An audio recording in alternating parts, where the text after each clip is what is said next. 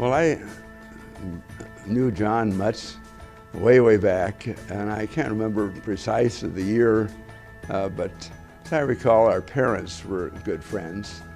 We did not go to college at the same time or place, but I was aware, certainly, of his progress.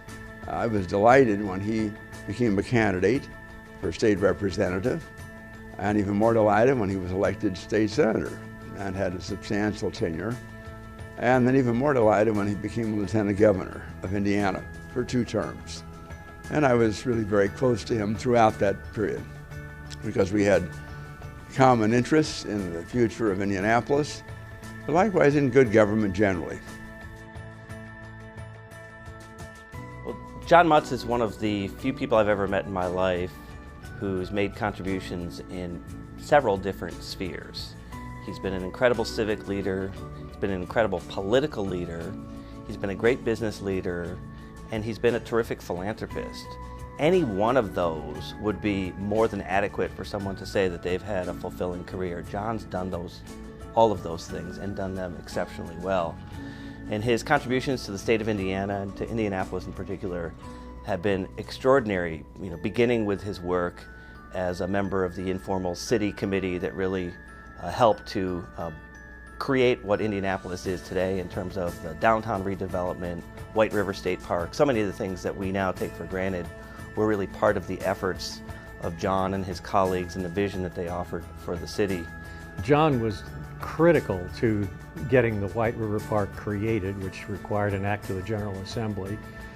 He took a leadership role in getting it through the Senate in cooperation with Ned Lampkin on the Republican side in the House, and then Senator Louis Mahern and Bill Crawford on the Democratic side, all of whom worked together in a harmony that you like to see legislators work in.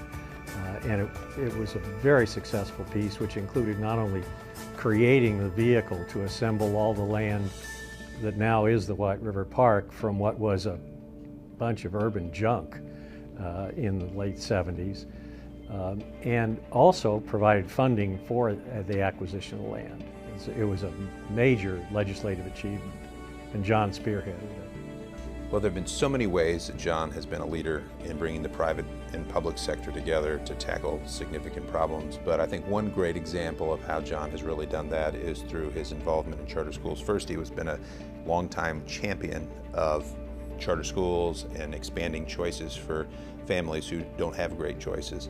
But I think it's interesting to see that not only was he a great champion for the legislation, one of the great persons thinking about the best way to do that, but he also was the founding, he was part of a group that came and asked for a charter during the very first application process here in the city of Indianapolis. So in that situation, he sat on the side of the table where he was asking for a charter, and now, of course, he's the chair of Mayor Ballard's Charter School Board, where he is leading the effort to help approve high-quality charter schools for the city. So he's been involved in that really important public-private partnership since day one. And for the charter sector to work, we need talented people from the private sector to approve schools. We need talented people to volunteer their time to help with the review process.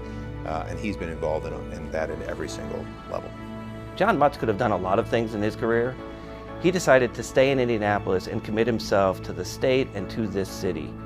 And I look at that commitment and what he's been able to accomplish and what he's still accomplishing at this point in his career. And I just think it's extraordinary. I think that what he's been able to do for our city, for our community, is something that's going to impact the future of my children and the generations that come because of the work that he put into making Indianapolis a better place.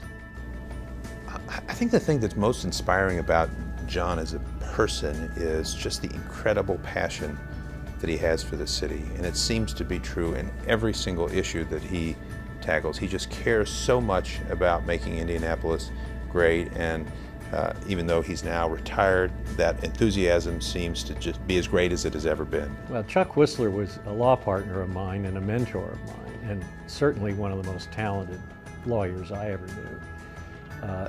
And John and Chuck knew each other intimately. John very much in the Chuck Whistler spirit, of a citizen who contributes his time and effort across the board to try and make this a better community.